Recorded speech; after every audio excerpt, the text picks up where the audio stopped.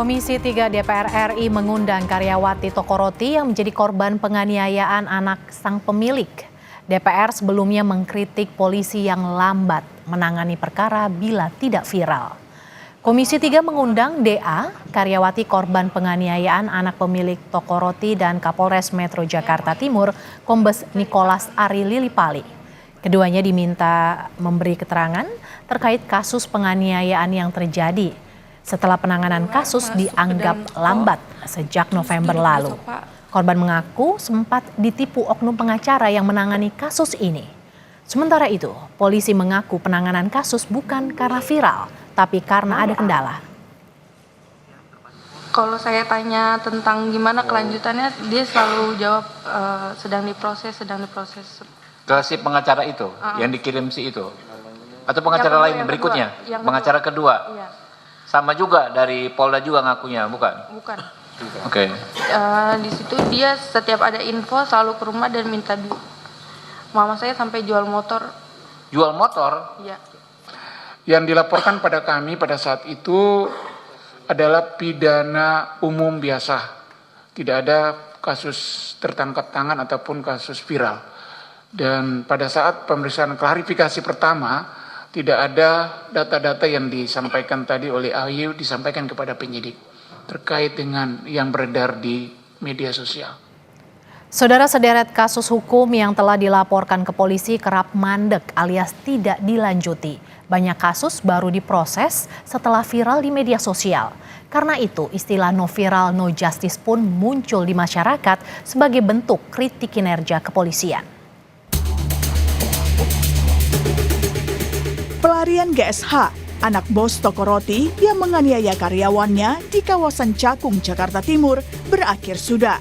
Polisi menangkapnya di sebuah hotel di Sukabumi, Jawa Barat.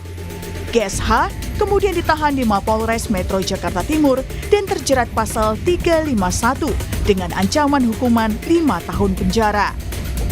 Penganiayaan bermula saat DAD, seorang karyawan toko roti milik orang tua GSH, menolak disuruh untuk mengirimkan makanan ke kamar pribadi pelaku.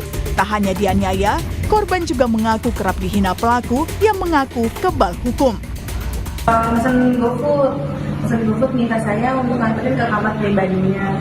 Tapi di situ saya nolak karena pertama itu bukan tugas saya, terus itu juga kita udah bikin perjanjian sama keluarga, dari pihak keluarga untuk tinggal nganterin makanan si pelaku lagi ke kamar pribadinya. Karena di situ juga dia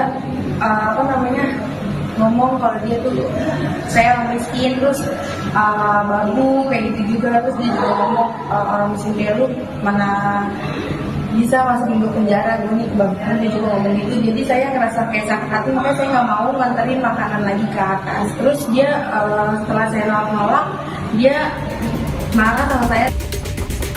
Polemik muncul saat kasus ini viral di media sosial. Pasalnya, kasus telah dilaporkan ke polisi sejak Oktober lalu, tapi mandek alias tidak ditindaklanjuti.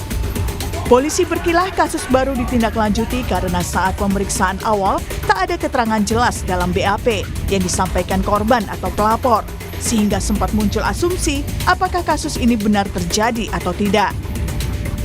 Dari tahap penyidikan kita, saat ini kami sudah mengamankan saudara terlapor dari Jenderal GSH tersebut yang bersangkutan bersama dengan keluarganya berada di Hotel Anugrah Sukabumi pada hari subuh tadi pagi tanggal 16 November 16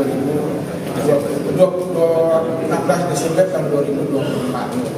Kami saat ini masih dalam proses penyidikan. Kami melakukan langkah-langkah sesuai dengan SOP yang berlaku dalam penegakan hukum. Kasus hukum yang ditindaklanjuti polisi setelah viral memang sudah sering terjadi. Karena itu, istilah no viral, no justice pun muncul di masyarakat sebagai bentuk kritik kinerja kepolisian. Kasus Mario Dandi misalnya, penganiayaan anak pejabat pajak ini terungkap setelah viral di media sosial. Mario menganiaya seorang remaja hingga mengalami koma. Buntutnya, Mario diseret ke meja hijau dan divonis 12 tahun penjara. Tak hanya itu, profil ayahnya, Rafael Alun, ikut terseret hingga tindak korupsinya terbongkar. Rafael Alun divonis 14 tahun penjara karena korupsi berupa gratifikasi. Lalu sampai kapan masyarakat harus menunggu kasus viral sampai laporannya ditindaklanjuti polisi? Tim Liputan Kompas TV.